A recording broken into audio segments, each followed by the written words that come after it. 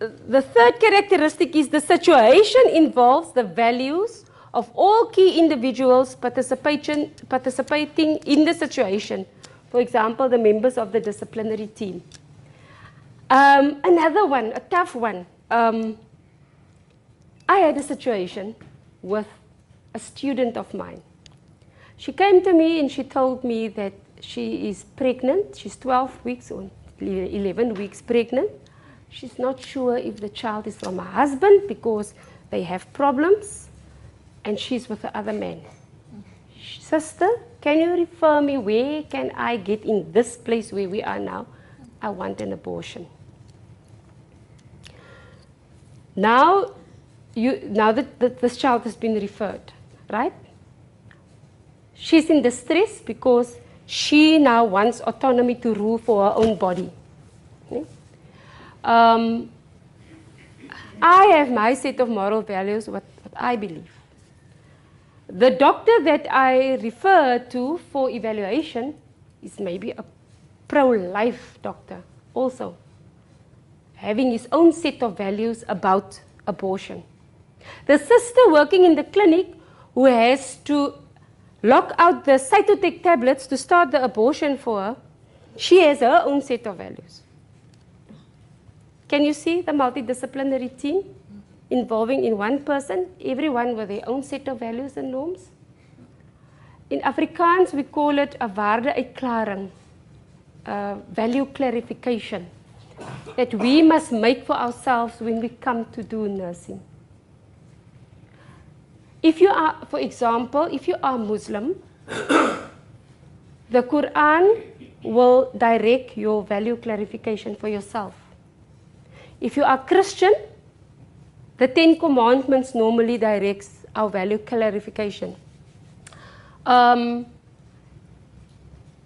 If you are Jewish, the Torah sometimes, or the Torah would probably be your, I don't know a lot about that, but would be directing your value system. Because our morals and our values come from how we were raised, and ultimately the relationship with the upper being, the higher being. So can you see how everyone comes from different directions and walks of life to come and do nursing, but at the end of the day we work with a patient who has to rule for himself and his own body. And that creates a big conflict within our. Sometimes I used to work in a rural upcountry in my hometown. And if you are exposed to, or you obtain, or you get a stabbed neck, or a stab in the heart, a pericardial stab wound, you die. Because there's no life support. You see, you can open the patient's thorax with the emergency thoracotomy and you can suture that little hole in the heart, and then what then? I'm asking then, what then? There's no life support to help nurse that patient at the end of the day. So what happened is, if you get a severe stab where the patient bleeds profusely, the patient is going to die. There are only 6 units of blood in that whole little town. Emergency blood, or negative blood. So that is, now where's the do no harm principle? Where does it place me as the rescuer of the situation?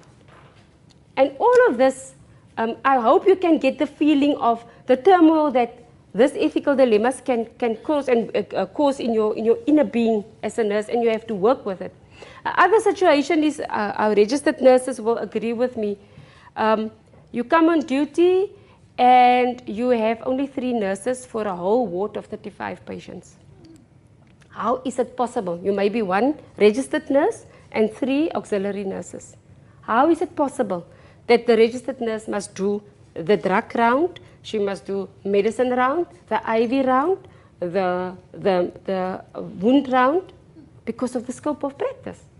And at the end of the day, you're sitting there and you say, but okay, I'm taking this responsibility now to run this ward, but it's an ethical dilemma, because how am I going to care properly for all of these patients? The do no harm principle of a characteristic of an ethical problem.